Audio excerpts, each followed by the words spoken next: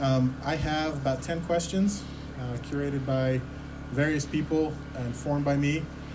After we ask those questions, I will open it up, let everybody else that has anything that they would like to ask, we'll open it up to you guys if that sounds okay. Okay? So first question, what are your qualifications to be mayor? What makes you uniquely qualified to run our city? And let's have Mike start, and then we'll kind of alternate who gets to answer first after that. Okay, thank you very much. I appreciate you spending your Friday evening here, and Angel spending her Friday evening here, and all of you coming out. I grew up in Ogden. I grew up on the top of 9th Street, went to Horseman Elementary and Mound Fort Jr. My parents are back here and have lots of probably stories we don't want them to tell about growing up here. But I have a great love for this community, and I love where we're going and the direction we're headed. I had the unique opportunity to work during the 2002 Winter Games in Ogden, and when I grew up and went to college at Weaver State, you would drive down 25th Street in the early 90s, and you'd roll up the windows and kind of lock the doors and peer over the door jamb because almost every building was empty, and there was really not a lot going on. And when the torch came through in 2002, we had 106,000 people that came downtown and got super excited about what was going on and about this event that brought the world together. And it really broke the apathy off of what was happening here for a long time. I've been involved, founded the Gold Foundation, was involved in the ramp tax, set that up, really worked on a lot of different things in this community that have made enormous changes. And I'm extremely proud of the opportunity I've had to do that. I believe in what's happening in this community. You know, when you look at all the national polls and national lists and rankings that we've had over the last number of years, that really matters. And this community went from kind of being a dead and a broken rail town into what CNBC rated as one of the top 10 boom towns in the United States. Not because of the economy or anything else, but because of the culture that's here, the way people come together, the way people help each other out. Second most charitable community in the entire United States of America. That's because everybody, and you all included, show up, help out, volunteer, make this a better place. We haven't outpriced everybody from being a part of this community. One of the things I like the most about it is that it's inclusive. You can get involved immediately. You can be from anywhere, any walk of life, and get involved in anything you want to do in Ogden. And that inclusivity is something I'm really proud of. Thank you. Hi, I'm Angel Castillo. I am on the Planning Commission, and I'm also running for mayor. And I fell head over heels in love with Ogden when I came into the USA Cycling Masters Nationals in 2014. And I knew that when I was here that this is the place that I wanted to call my home. I never knew I could be emotional about mountains until I had them. And Ogden is a gem and has a special layout to it, and the people are warm and wonderful and kind. And what qualifies me to run for mayor has to do with, I got started in politics before I moved here, lobbying for the interests of a community that was being crushed and robbed of its identity by the larger city, because the city had not updated their general plan in over 30 years. And so imagine if spot zoning happened and people just started demolishing buildings down 25th Street. That's what I was on the front lines for. And when I moved here, I got here on a Saturday, I unpacked, and I was at a city council meeting on a Tuesday. And I stalked our planner and got on the planning commission because I want to make sure what happened in other cities with homeless crisis, housing crisis, was not going to happen in my city. I plan to grow old and die here. And I'm active and I'm involved in boards and I care. Okay, thank you. By the way, when it dings, that means you have about 10 seconds, I guess, is where we'll go. I thought that meant was a hard shot. We won't go hard fast. We'll let you talk. Okay, second question, and Angel, we'll let you answer this one first. If you were to do a SWOT analysis on the city, what would you identify as our most important things? And SWOT, of course, stands for strengths, weaknesses, opportunities, and threats. There you go. I'm a marketing consultant, and I live, breathe, and die by SWOT analysis. You have to be able to take a holistic look at whatever product or business you're dealing with and find out what their strengths are. Ogden's strengths are our people. Ogden's strengths are our natural beauty. Ogden's strengths are our access to outdoor recreation. everybody that comes here has an experience here, and I would say that Ogden is experiential, and that is a huge strength. You can take photos of it, you can talk about it, but until you come here and you feel the specialness that is here and meet the people that are warm and wonderful and open and willing to welcome people and share things with them, it's out of a storybook, and every single person that's ever come to visit me here is blown away by our natural beauty and our people. Our weaknesses, in my opinion, are right now we are understaffed with regards to our police department. Public safety is a huge thing for me. I have been beating the city council about the head and shoulders for the last year and a half about raising the salaries for our officers. Our officers are leaving at quite an alarming rate to go to Salt Lake City and Salt Lake County because they pay, depending on experience, between $8 to $10 more. We need to keep experienced officers here. I know every single person here wants to see more officers on the street, wants to see foot patrols, especially our at-risk communities want to see foot patrols, and you can't do that if you're not fully staffed. Opportunities, our opportunities are our lifestyle, our outdoor recreation, and our festivals. We have amazing outdoor festivals that I think we can capitalize, and our threats are our rising housing costs. Thank you.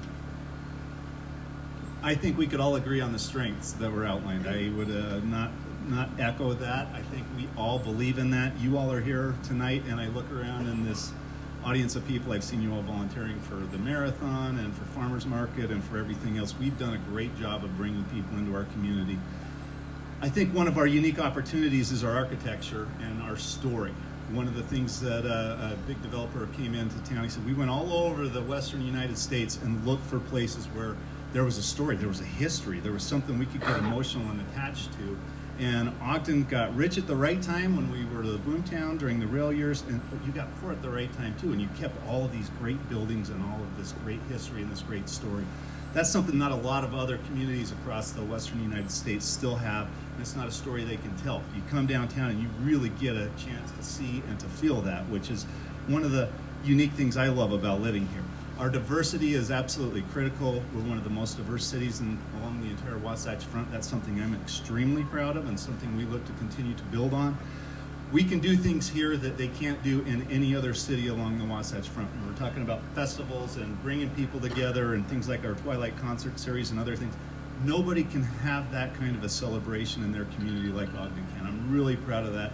Threats, we still want to build our economy. Our economy matters. People need to work. People need to make livable wages. High-paying jobs are a really important and pivotal part of what our future will be made of. Excellent. Thank you. Okay, next question. Mike, we'll let you answer this one first. Weber State is a huge part of this neighborhood. Obviously, it's very important. We all live right next to it. A lot of us went there, and it's just a very big part of the neighborhood here. It's a big contributor to the local economy as well. Many businesses, however, seem disconnected from the university. As mayor, how might you better the relationship between business and really the city and our university? All right, pop quiz, Weber State, Weber State.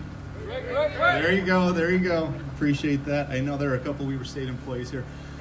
When I was elected mayor 8 years ago, I went and met with then President Ann Milner, and she said, we have not had a single conversation with anybody from Ogden City in 7.5 years.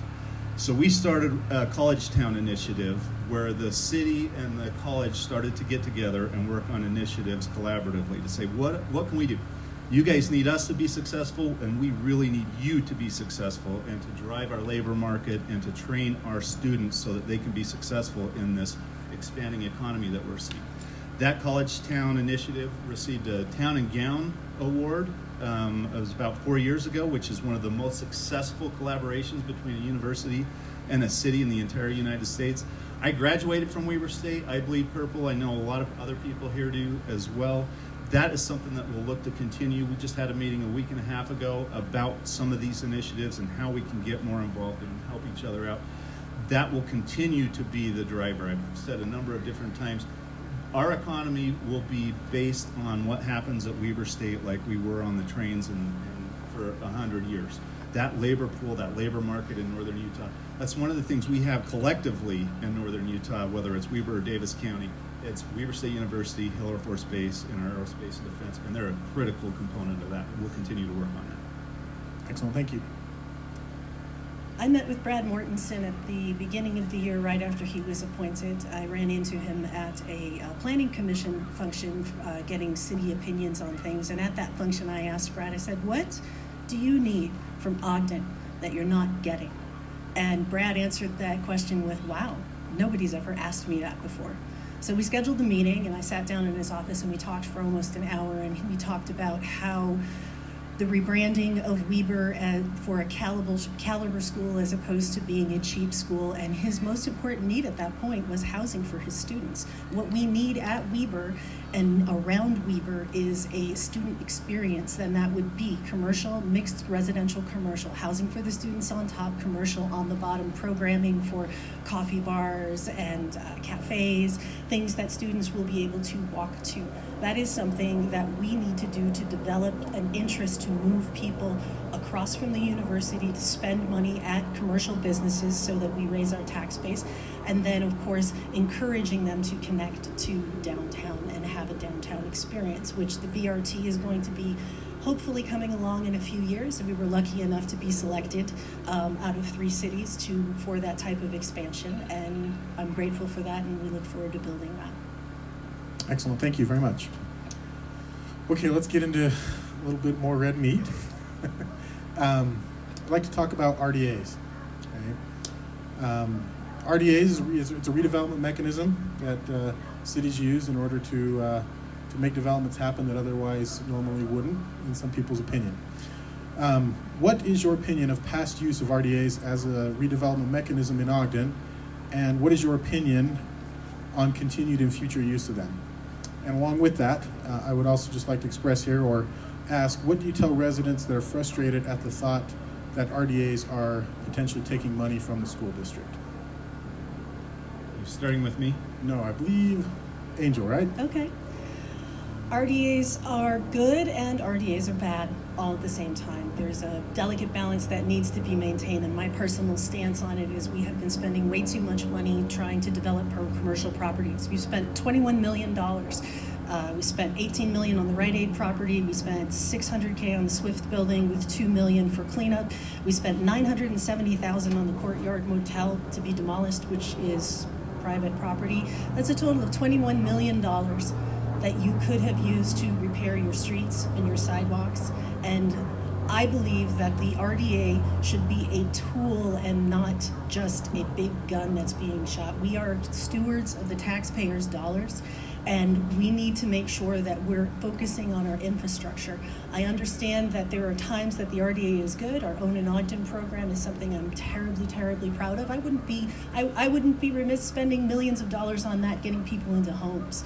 But building commercial property and have it sit empty for over 7 years because we don't have a development agreement, I think that that's something we need to step away from and start putting money back into our community. We have $20 million worth of priority sidewalks right now. And that means those sidewalks that have sprayed yellow lines around them, those are liabilities, and we were sued and lost $300,000 when someone broke their leg.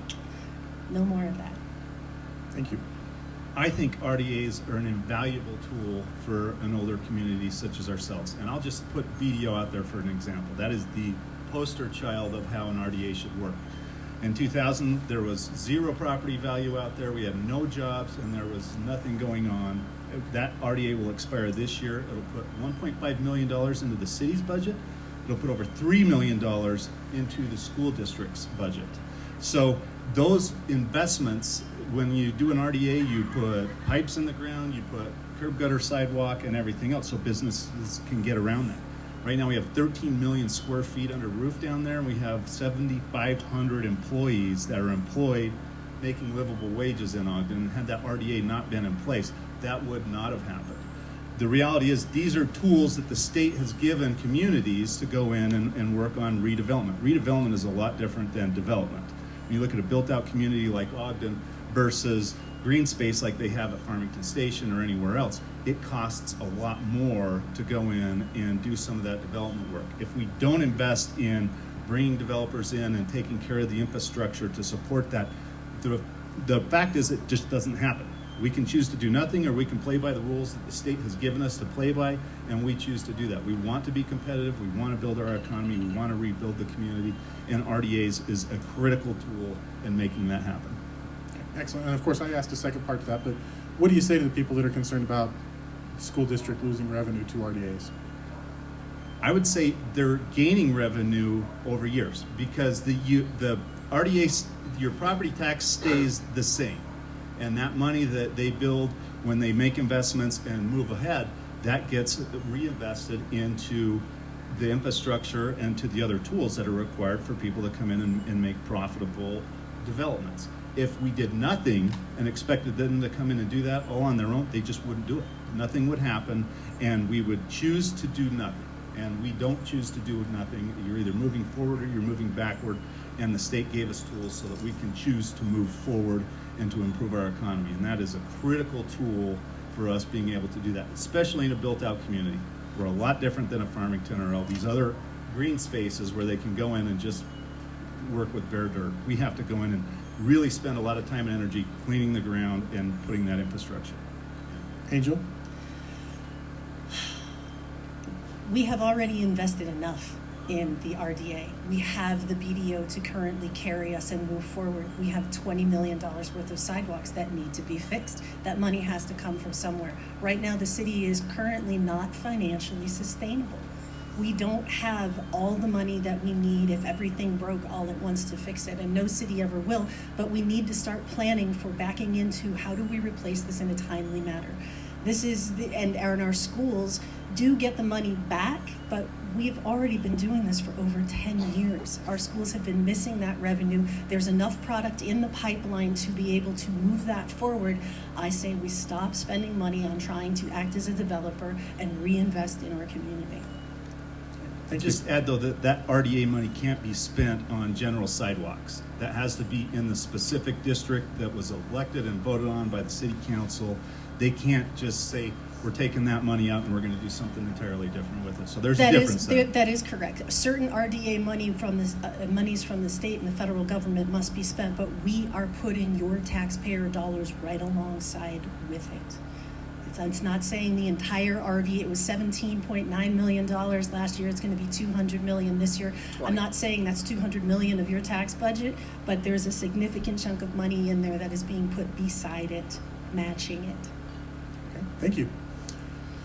Okay, a little bit more red meat here. I had a lot of people. It's a carnivore festival. Right? I had a lot of people ask me the questions along this line, so I need to ask it. Mark Johnson, who's the current city chief administrative officer, he seems to be a lightning rod in the city with lots of folks supporting him and lots of folks not. I'll just leave it basic there, but what's your opinion of his job performance? And I guess we'll start with Mike. I appreciate that question, and I appreciate the opportunity to respond to that. Mark Johnson he's been with the city for 17 years. One of the questions that came up in the Fraternal Order of Police debate was what do you look for when you're hiring a chief executive?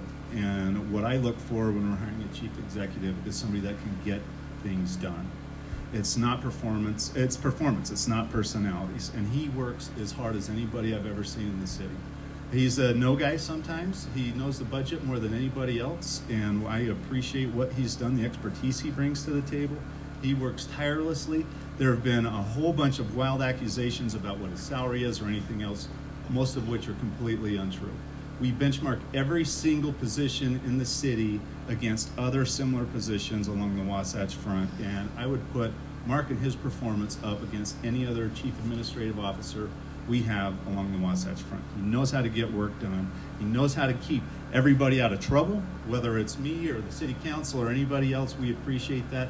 He is a tireless public servant, and I appreciate the efforts that he's brought to the community and to the table. He is really good at what he does. Thank you. Angel? Well, I have never managed Mark Johnson directly, so I cannot speak to his performance, so I'm not qualified to decide whether Mark is good at his job or not. But what I am qualified to do is to share the information that I get from developers that come to me because I'm on the Planning Commission and ask me why. it takes so long to get a project done. I know 3 developers that are doing projects in Salt Lake City that have specifically named Mark Johnson as the reason that they are not working in Ogden anymore, because that it takes too long. It's an adversarial relationship. Now, whether or not that is true, that is something that I've heard not from one person, not 2 people, but 3 people. So as a marketing consultant, that's data that needs to be looked at. We need to make sure that we are looking at each of our departments and finding out where the return on investment is. That is what a lot of people are concerned about. The Hostess site is empty. The Rite Aid site is empty. The Swifts building is empty soon after the EPA finishes and charges us $2 million because they don't do charity work. But where's the return on investment for what we're spending? And that is the responsibility of the CAO. And I would look to, if elected, to bring in an expert that is specializing in government. I'm specifically thinking of Kristen Cox, who works for Governor Herbert's office, who is an amazing person at efficiencies, turning productivity up anywhere from 5 to 20%. That's why Governor Herbert put her in charge of finance and budgets. If I could just retort real fast, I'd say wait to see what happens with the EPA project in the Swift building. A good majority of that's going to be paid for by the Department of Defense, and that is because of the due diligence and the work that's gone into that. That was an enormous threat, not just to the city, but to the rivers and everything else, and not a lot of people would have taken that threat on, and we felt like it was our responsibility to do so, and that is going to be almost entirely paid for by the Department of Defense, because those were issues that should not have left bases and some of those other areas. So before you make judgment on that, wait to see what happens. We've got a lot of good things happening with that, and that's a project we're exceedingly proud about. Good luck suing the federal government. Yeah, that can go anyway. Okay, let's talk a little bit about the neighborhood. Let's talk about sidewalks. Angel, you mentioned that a little bit, and just walkability. One of the best assets of this area of town is the fact that people enjoy being outside. Amen. It's awesome. The streets here are used for a lot more than just driving. There are continually people walking dogs, biking, running, walking to school, practicing for track or cross country. It's all over. It's the East Bench. It's great. With all this said, the majority of this area is without sidewalks. How do we address this going forward to keep the neighborhoods walkable and safe? Mike? I answered first last. I think it is Mike's turn. Yes. Thank you. I'm happy Sorry. to go. We have right now with Wasatch Front Regional Council $550,000 federal grant for the Safe Routes to Schools project that's coming up. You all, I hope, supported the bond that went in to help upgrade some of our schools, and we have that $550,000 will be matched by $45,000 from Ogden City to do sidewalks around Wasatch Elementary. We're really proud of that. One of the reasons I chose to ride my bike to work every single day for a year in 2014 was to push more walkable, active transportation in and around our communities. It's something that I've been totally focused on. I was chair of the Wasatch Front Regional Council that brings in all of that federal money and talks about transportation and mobility and how to move people around and how to connect communities through either public transportation or anything else.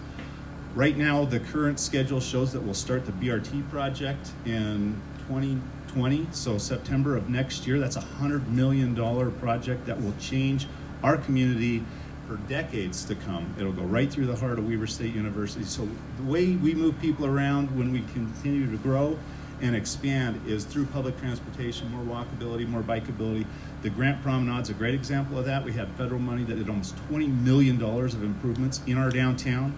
Complete streets, and we'll continue to work on that. I think it's a critical and vital part of how we continue to grow and keep Ogden really unique. Angel?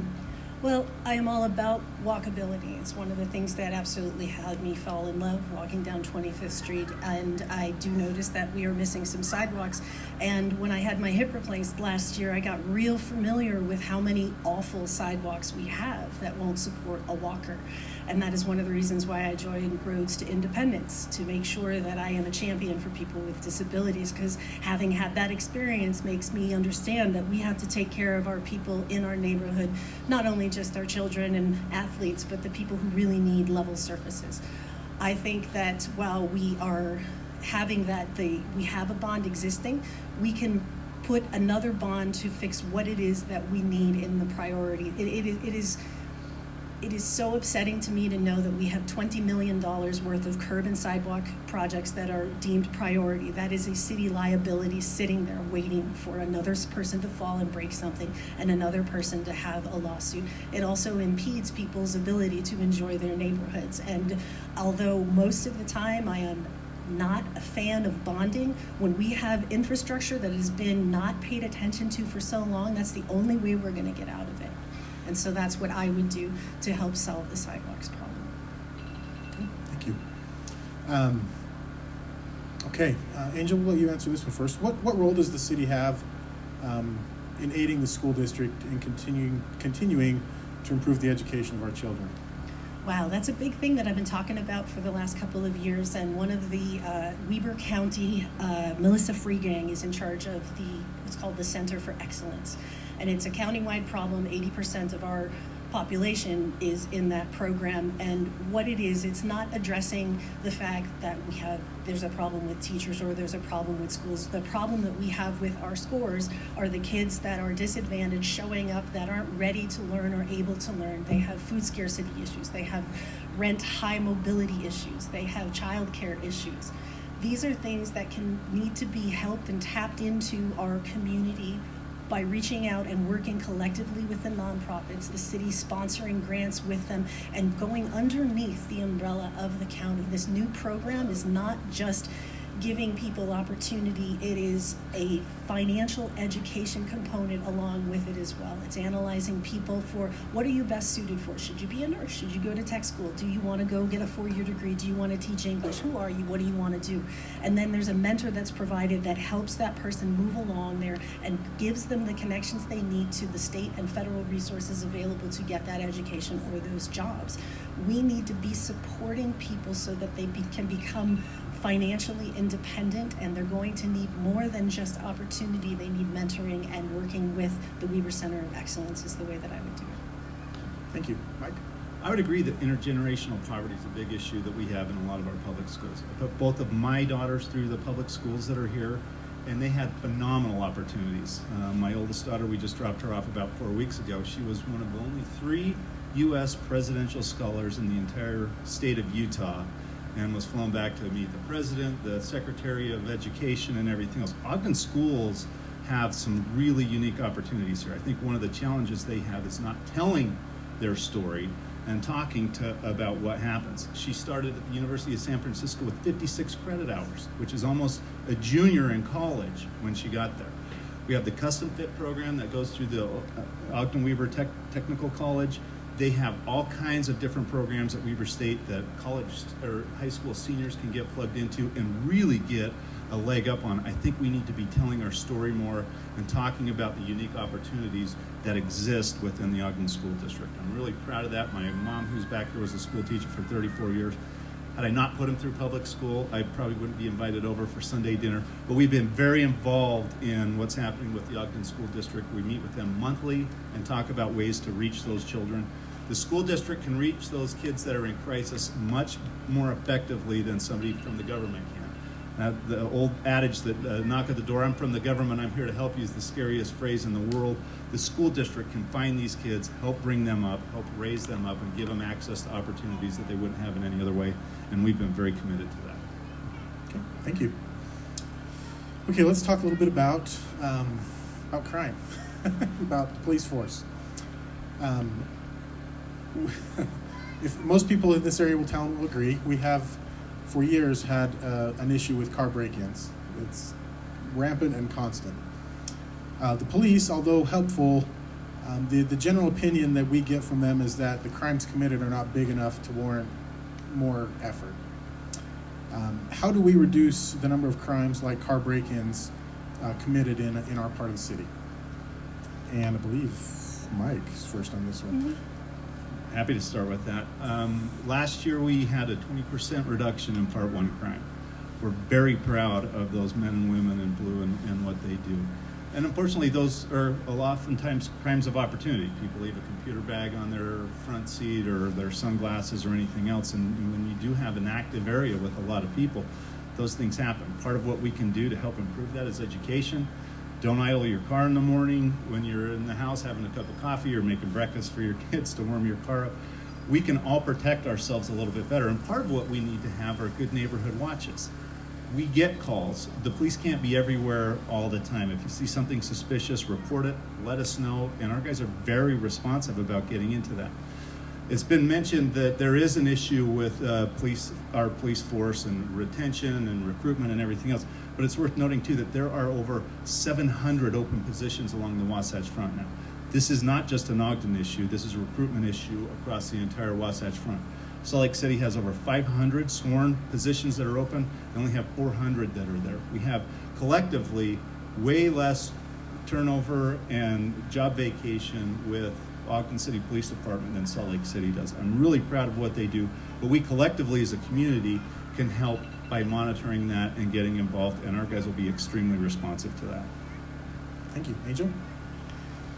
Well, you shouldn't leave your computer sitting on your seat. That's probably not a good idea. But if you have an area that is constantly patrolled by officers, you're not going to be having people hanging around looking for opportunities of crime. And we are not fully staffed. And we are not fully staffed because we don't pay enough. And we have the reasons that people don't respond to your car smash and break-ins is because we have real crime that we're taking care of. Our officers are doing a fantastic job at it. We get more calls per officer than Salt Lake City does, which is one of the reasons why we have a tendency to lose some of our officers because they're working harder, they're getting paid less. And I would never fault an officer for leaving, for putting food on the table for their family. But what I think we can do is we can increase our actual salary and offer a whole lot of soft benefits that gets us close to where Salt Lake City is so that they can look at us and not go, well, you know, I don't want to drive 45 minutes. And if you can get me close to a good salary with types of scheduling benefits and soft benefits that aren't going to cost the city, you'll have more officers on the street, plain and simple. It's a patrolling issue. You will not, crime goes down whenever an officer vehicle is parked in an area. It's proven psychologically, and when you have beat cops, it goes down even more. Okay, thank you. Okay, let's move into housing. What solutions would you propose to maintain Ogden's reputation as a place for affordable housing, a place to raise a family, even as we see home costs continue to rise along the Wasatch Front and along our community? Angel, we'll start with you. Okay, housing's my jam. I've been talking about this for over a year and a half to City Council because I came from a housing crisis and I know what it looks like. And while we cannot control the price of single-family homes, the market will control that. 50% of our city is single-family homes, and we are concerned about that other 50%. And we need to we have what's called a housing gap in median income and low income. And we do not have enough stock that's available. And we have people that are graduating Weber with multiple degrees. They're making $36,000 a year because they're brand new graduates, and they're in a cheaper rental because they're trying to save to get a house, and we don't have, and then it slides down. We need to figure out how we're going to increase our own in Ogden program, get those people access to lower cost loans so that they can move up into that condo, into that townhome, and then make more space. And then we also have to build. We have to build housing that is going to be affordable, and that's called inclusionary zoning, which means that anybody that builds a developer, 10 units or more, you set aside 20% in perpetuity for median income and lower income properties, and that moves with the rate of the city, but it's always there. There is no magic bullet for housing. There is no magic bullet for homelessness, but you can put in place a series of pressure release valves to help mitigate the problems, and other cities across the nation have been doing this, and we should be too. Thank you, Mike. I would say we just had the last two city council meetings, we had a housing study. And so the council members have been asking for a housing workshop on what we have, what our inventory looks like, how that works. And 80% and 50 to 30% of the median household income, we have, not only do we meet the needs of our community, we have a 4,000 unit abundance in that income range. We don't have enough. No community along the Wasatch Front has enough to meet the needs of the extremely low income. That's something that we all have to be looking at and working on. But 80% of the rentals in the entirety of Weber County are in Ogden City, and that's been the case for a long time. So one of the programs that was mentioned earlier was the Own in Ogden program. We put over $9 million into that every year. And when we went through the recession and there were all the foreclosures and everything else, we worked really hard at making homeowners, giving them an opportunity to come in. That's, if you look at a lot of the studies about economic mobility and what is happening, one of the things that brings people out quicker than anything else out of intergenerational poverty is home ownership. They get a chance to build equity. They get a chance to have something they own, something they're proud of. I've said for a long time, if you're a homeowner, you're way more willing to get involved in what's happening in the community than renters typically are. If you have a problem in your yard and you're a renter, a lot of times you'll pull the blinds and wish the problem away. If it's your property, you have a lot bigger stake in what's happening there, and that's something we have been more aggressive than anybody along the Wasatch Front for, and we'll continue to work on. Okay. As a follow-up, and I'll start by saying I moved into Ogden City through a grant from the Own in Ogden program. It's been 15, 16 years ago now, and got me my first home. So I In the same space? No, we moved to a bigger home once we had kids, but that needed a yard. But we loved it. It was an absolutely phenomenal program. Helped us be able to afford that as a young married couple. Programs like Own in Ogden, though, and other things, the city has definitely been on a push for 10 plus years now to increase single family home ownership in the city and have less rentals. Is that the right thing to do? Is that the right path to continue on, to continue to push to increase single family home ownership over rentals? My turn? Yes, we'll start with you. I absolutely think that is the right thing to do. As I mentioned, it helps stabilize the neighborhoods, helps stabilize those kids in their school programs. We had a teacher at D Elementary before we took that down and put homes in there that said every single kid, every single seat in her classroom, in her fourth grade classroom, turned over 4 times in 1 year because people would move from rental to rental to rental to rental.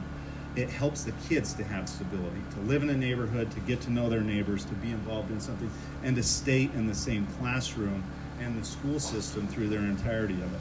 I think it's absolutely vital that we bring more home ownership in. You have to have a diverse product. You have to have places where people can rent if they want. We're doing that in our downtown and along the transit corridors, but in our neighborhoods, I think that it is absolutely vital that we bring in more homeowners and we stabilize them by letting them drop roots and really be involved in what's happening. You're far more likely to get involved in the PTA, neighborhood watches, or anything else if you own in that area. It's really critical that we do that, and we didn't do that for a long time, which is why I think, in my opinion, we had so many problems. We're making a big dent in that, and we'll continue to work on it. Thank you. Angel? Well, I agree home ownership is an important thing, but one of the things that the $9 million number that Mike mentioned must be accumulated because we spent $300,000 on Own in Ogden programs last year. And while we need to increase our revenue for the city, one of the things that he used Ogden Clearfield numbers. Our median income is $43,000, and if you look at that housing study that was presented, the state says that it must be Ogden Clearfield metro area. Average median income for Ogden Clearfield metro area is just under $70,000. So if you're using those numbers, yeah, we have plenty of middle housing, but if you use the real numbers of the people that live here in Ogden, 43,000 median income, we do not have enough. And so we need to build more rentals so that we can continue moving people into condos, into townhomes, into our existing homes that have been reiterated. I'm a firm believer that a homeowner does take pride in a neighborhood. They have stakes in the ground. The ground is sacred. They'll do anything to be a part of that community. So yeah, we want to encourage that, but the only way we're going to do that is if we spend more on the Own in Ogden program and if we build rental housing to allow people to save for those down payments to move up through the housing cycle. Okay, excellent. Well, that concludes my questions. I'd love to open it up to anybody out here in the audience if they have a question. If you wouldn't mind, and we can do it one at a time. We'll do it. Yeah, if you wouldn't mind, come up here and ask your question, and we'll let them respond for a few minutes. Oh, okay. And then after that, after we have a few questions, we'll give you guys a couple minutes to just do a final statement, and we'll wish you well and tell you thanks for being here. So I have a follow-on on the Ogden thing. Hi, I have a follow-on on the Own in Ogden program because my daughter and her fiance just went through this a year ago when they purchased a home to qualify for Own in Ogden, they didn't have enough income at the Own in Ogden level to buy anything other than something extremely deteriorated and run down. So all of those things need to be adjusted as the housing, That's right. as the housing market increases. That might be why there was less Own in Ogden funds given out in the past year, because you can't qualify for a loan that high to buy a house and then still have the income levels to qualify for Own in Ogden, if that makes sense. Which is exactly why we need to bring development that has mixed-use commercial, that will have condos that you can purchase, that you can start at a lower amount. And part of that money is federally funded. So the FHA gives a grant to the city, and it's been almost flat for the last 20 years. So the purchasing power that we had, it's not your taxpayer dollars for the most part that goes into that. Those are federal grants that we've aggressively gone after, but that stayed really flat over the last 20 years. So the purchasing power and our ability to leverage that continues to dwindle a little bit. So that's an issue that we recognize and we've been working on. Hi, I just have a question. As you know, Tuesday night, the City Council had a sort of a special meeting where Chief Watt stood up and reviewed the recent shooting, tragic shooting here in Ogden, which has been covered extensively. My question is, and I spoke in the meeting, but my question is, I'm just wondering if we have a racial divide between our OPD guys and our communities, especially the poorer communities in Ogden City. And if we do, what would each of you guys do to try to improve on that and build a bridge? Because it seems like right now, based on what I saw the other night and Chief Watt's remarks, I think there's a big chasm there that hasn't been addressed. So, thank you. I'll start with that. I'm happy to start with that. When I came in, we didn't have a diversity officer in the mayor's office. We didn't have a diversity commission. We didn't have a diversity liaison in the police department. We recognized that that was an issue. And we have implemented all three of those things in the last 7.5 years. It's something that every community struggles with. How do we communicate with some of those that don't want to be communicated with or are reluctant to come to a city council meeting? I appreciate you being there, and I appreciate everybody that was involved in that conversation. And having those community conversations is something that we need to build on building trust with. You know, the police department last year had over 80 public events, whether it's coffee with a cop or they go to the elementary schools or they try to make themselves accessible to people. But bringing people in is sometimes a tougher sell. They've done a great job of reaching out into the community and trying to make themselves accessible and to be friendly, to talk about what they do, to talk about what the community can do to help them. 80 different events in 1 year is a ton of outreach, and we're really proud of what they're doing. That's something we'll always continue to work on. It's something we work with the city council on. We have conversations all the time about how do we have more community conversations. If we're having a special planning meeting for West Ogden and you have 8 people that show up, how do we get more people to come in and to get involved in that? And that's a challenge that I think we're always going to continue to address, but we've done that in a very dynamic and dramatic way in the last number of years, and we'll continue to work on that. Well, I agree that there is a chasm that is formed, and we're not doing enough. A diversity commission that has no teeth, that isn't allowed to speak directly to the press, that has a $5,000 operating budget that is run by one person, is not enough to outreach to a community and build a bridge. And while I go to coffee with a cop all the time, I love and I support our officers. I have been rallying for higher pay for officers ever since I got here because they're an integral part of our public safety. They're not having the right type of events that are inclusive enough, and it's because there's only one Diana Lopez, and she's spread really, really thin, and it's not a priority to build those bridges with that community. I have sat down with hundreds of members of that community and asked, what do you want? What do you need? And if you were at that city council meeting, you could see the divide and you could feel the pain. It was palpable. The police want people to like them. They are there to serve. The community is anxious, and rightly so. And we need to be able to build those relationships and come together looking to outside agencies to facilitate those conversations so that people feel safe and building that bridge. Those bridges are not going to build themselves. We have to be committed to making our citizens of color feel comfortable and inviting. Hi, thanks for being here and answering our questions. I was at a planning commission that Angela sits on, and somebody, an outside person had come in and they approved a building which I thought was too modern for our architecture. I was really unhappy with that, and one of the people on the board said that he wants to move past the past of Ogden to a more modern future, which I think would really destroy our cultural and architectural treasures here. I also heard the other day from my son that he went to a fundraiser to not tear down Union Station. I'm wondering, I don't know if that's true if they want to tear down Union Station, but would you guys protect our cultural architecture? Part of what makes Ogden unique is architecture, and it's very, being born and raised in Chicago, it's very much like Chicago, this brick, beautiful architecture, and we have to preserve that. There's a reason that my campaign slogan is preserve what we have and plan for what we need. And the problem that modern building coming through is that our general plan hasn't been updated in over 20 years. We have been spot zoning things, and we've been working on small bits and pieces, and what we need to do is we need to activate and invest some money into our planning department so that they can pull together what it is that they want with exact design specifications of what it's going to look like. Because I don't know about you, I don't want to look like Draper. Not to diss Draper, but it's just not my cup of tea. I chose to come here because of the rich architecture, the walkable streets. And if we don't change that plan, then that's what's going to happen to us. As little bits and pieces are coming through, if the code isn't updated, we have to grant them approval because they meet the existing code. And when I've talked to our city planner said, oh, that's going to take 2 or 3 years.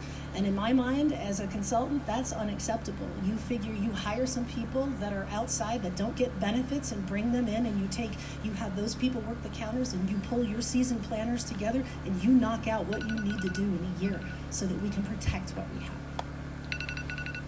To answer your question directly, absolutely not. Union Station is a crown jewel of our community, and we've been working with Union Pacific. In fact, we've been so aggressive about it that when we had the sesquicentennial, the 150-year anniversary of the rails coming together, and the CEO from UP came, they said, we will find a way to get you the land. So UP owns the land under Union Station, we own the building. And so we want to do a capital campaign to go in and improve that and to do good things with that. The lease expires with Union Pacific in about 6 years, but they promised, do not hammer our CEO when he comes over the UP property, because he knew that was one of our major intents. And so we will absolutely save that, and we've worked hard to save that 25th Street and that whole surrounding area. Talked about when I was in college and you drive down 25th Street, we had 35 of the 43 buildings were empty on 25th Street in the early 90s. Now that most of them have been activated, and the American Planning Association rated it as one of the top 10 streets in America just 4 years ago. So that history is vital and critical to what we're doing. It's critical to our story. It gives Ogden an authenticity that a lot of other communities don't have. We're very committed to that, and we will see a redevelopment of Union Station. That building's not going anywhere. We want it to be a community gathering place, and we want it to continue to be that anchor in our downtown, which a lot of other communities can't share and don't have.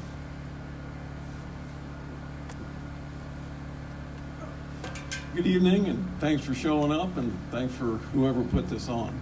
Mr. Mayor, you said earlier that you believe that the homeowner probably takes more interest and gets more involved than the renter or the leaser, which I can agree on. In one of your flyers or mailers, you said your administration created 7,000 or 8,000 jobs in the city. So on that question, could you speak about that? What type of jobs? How long is the job here before you say it was created? What do you mean actually by creating one? Do those people live or not live in Ogden? And are they still around? We don't know where they do and they don't live. I can tell you that we've averaged over 1,043 jobs every year in the last 7.5 years. And that comes through the Utah Tax Commission. So we don't collect income tax here locally. That goes, 100% of that goes to the school districts.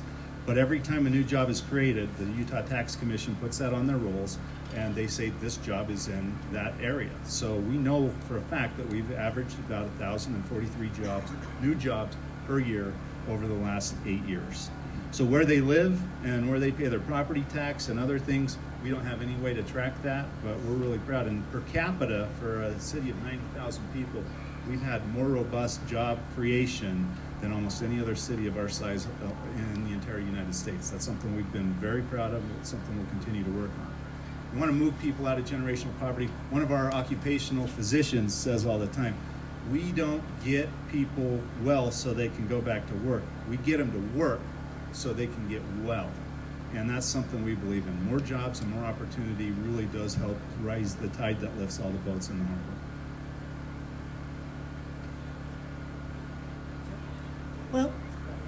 Well, those jobs, okay. That's it, those jobs. We're going to talk about those jobs.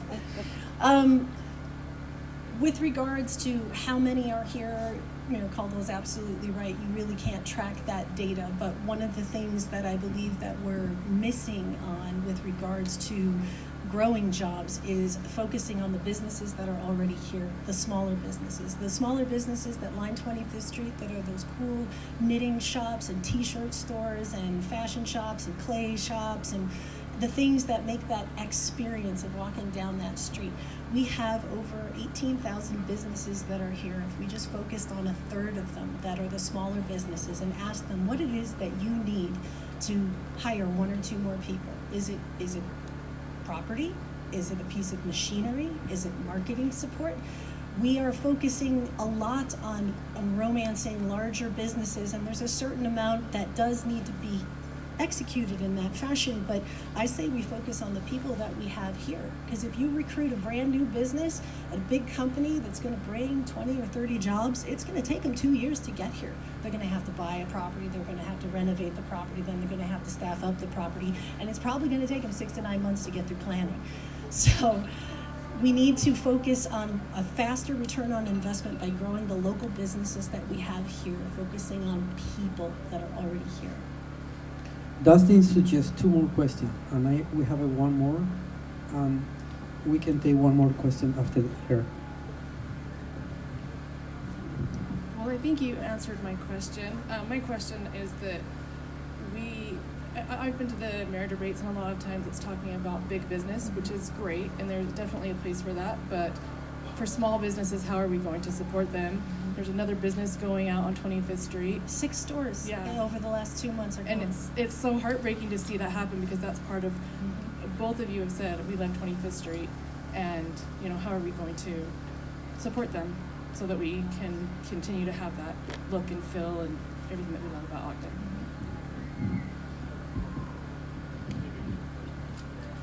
Well, part of the thing that there's something called incremental development, and if you're a planning geek, there's this fantastic podcast by Verdunity that talks about it, and it's part of the strongtowns.org movement. And what that is hyper-local, teaching cities how to be fiscally sustainable, work with what you have, and grow where you are. And there is something called a tri-party agreement that I would like to see enacted, where we tap into our local philanthropists and get them to participate. Instead of one of the halls writing a $20,000 check to a charity, the halls take that $20,000 and become part of a financing to get small businesses the tools that they need, the space that they need. And what happens is I'm overly simplifying it, but the entrepreneur comes in, the city works with the bank executes the loan, they get their gap funding, which is what the angel investor is paying for, and then they put the business into place, because that is the number one reason that small businesses fail, is they can't make their rent and their costs are too much. And so what happens is that they own the building, and it's in the terms of agreement. If the business fails, the angel investor continues to make those payments, and we put another business in there. And it only works if it works. You lose nothing if you don't cash out. It's been happening nationwide. It's called incremental development. We have a system downtown out of our economic development department that's called the Business Information Center. The BIC is what it's frequently known as. We did over 600 counseling sessions with small business owners. When we talk about the job growth, 80% of that does come out of the businesses that are here locally. You do land an occasional Amer or Northrop Grumman's going to expand in a big way, but the vast majority of our energy goes into expanding those businesses that are already here. So that has been really successful, and that's something we'll continue to do. We do micro loans to some of those businesses to help cover that gap. Sometimes they call them groans. We can find it's a grant or a loan, and we have a review committee that looks over every application. We want to see that money come back in so we can reseed other small businesses that are in our downtown and that are trying to grow. Sometimes they don't work, and so that's why we call it a groan. Sometimes you don't always see that return, but it's there to help stabilize small businesses and to help accelerate their growth. And the vast majority of the job growth we've seen in our economic expansion has been from those small local businesses coming in, setting down roots, and making those investments. It's not just the big ones. They're nice. You always want a grand slam in a baseball game, but it's doubles and singles that typically win it for you. One more question, Sede. Hi, thank you. One of the things that people living all along the Wasatch Front worry about is air pollution. And I just wonder what the city has been doing or should be doing. Well, they should be signing HB 411 to reduce the air pollution with their own vehicles, and also to reduce energy use. Well, one of the things that that has to happen, and Mayor Caldwell is the person who holds the keys to this, is signing HB 411, which is an agreement with Rocky Mountain Power to explore cleaner energy. And so that is something that has to happen by December of this year, or it's gone. And it is a priority. I remember when I came from Salt Lake City Airport and I drove through Salt Lake City and it was a really bad inversion day. My first thought is, oh my God, what have I done? And then I got to Ogden and it got much better because Ogden has things that are different than Salt Lake does as far as geographic is concerned. And it's also one of the reasons why I went to the Weber County Commissioners meeting to protest the gravel pit in Eden, because particulate in the air is part of inversion and air pollution. We need to, and I believe that the city is already, as vehicles expire, moving to electric, and the city just did something with, we're replacing lights, and so the city is doing a fair job, provided they sign HB 411, but I would like to take that further. If I were elected, I would like to really invest in researching how we can bring cheaper power sources that are an alternative to Rocky Mountain Power, because it is doable. Well, I appreciate the burden of responsibility for HB 411 being put on me, which isn't true. That would be a joint resolution with the City Council and my office and our administration, which we're really supportive of. One of my good friends, Stephen Handy, put that legislation forward. And just today, we were at the Utah League of Cities and Towns meeting. I'm the vice president of the Utah League of Cities and Towns, and we passed a resolution to support cleaner air, to make that a priority to the legislature. Utah League of Cities and Towns has a representative from every one of the 248 cities in the entire state of Utah. And for the Utah League of Cities and Towns to say, this is one of our 2 priorities this year, clean air is something that needs to be addressed, in a laundry list of different things, some of which we can enact locally, other things like building codes and building efficiencies, those are state codes that are set. And we asked them specifically to set more stringent state codes, building codes, and energy efficiency codes in buildings so that we can address that. 40% of what we see in our air now is from the building emissions, and we haven't done a great job on the state level of setting the code to a standard where we can start to talk about that. So we've been very aggressive about that, and we'll continue to do so. It's a big issue for me as well. Okay. Thank you for the questions. I know there's some more, but maybe we can come up and ask those after.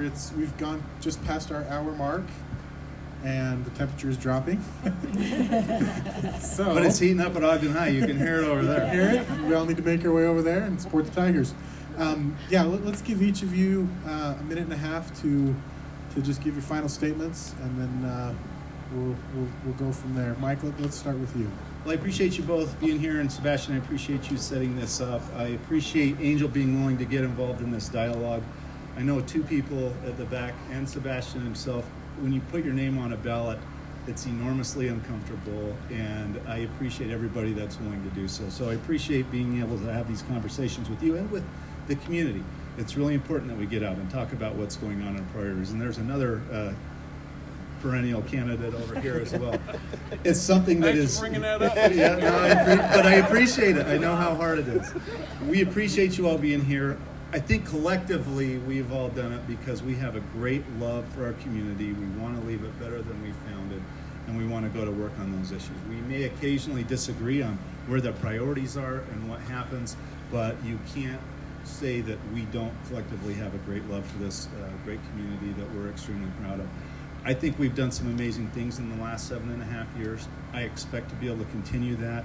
I've appreciated your support over those 7.5 years, and I look forward to your vote in November. Collectively, we define what makes this community. Ogden's done a better job of that, in my opinion, than any other community along the Wasatch Front. So thank you all for being involved and for your interest and for being here. Well, thanks for sticking it out. And we all have Ogden's best interest in mind. We all want to have quality of life. We all want to have safe streets. We all want to have walkable sidewalks. We all want to be able to have your grandchildren and children live here, and we want businesses to be able to thrive here, and we want to be able to make sure that we're creating jobs for our Weber students that are graduating with multiple degrees. And my focus is on people. My focus is bringing it back to what's here right now, being fiscally responsible and looking at where it is that we need to improve. I believe that the basic function of municipal government is public safety. And everything else is wonderful, but we owe you as citizens a return on investment for the tax dollars that you trust us with. We need to be able to make sure that all of your infrastructure is working, and if we don't have money to fix it, we have to figure out how to fix it and have a plan.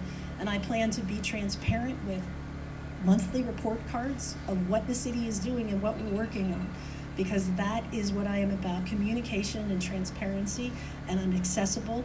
I hope that you reach out to contact me if you have more questions, and I hope that I can have your vote on November 5th. Okay, let's give these guys a round of applause.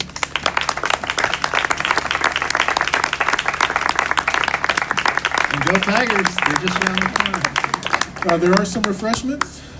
Thank you everybody for coming and participating, and yeah, have an excellent evening.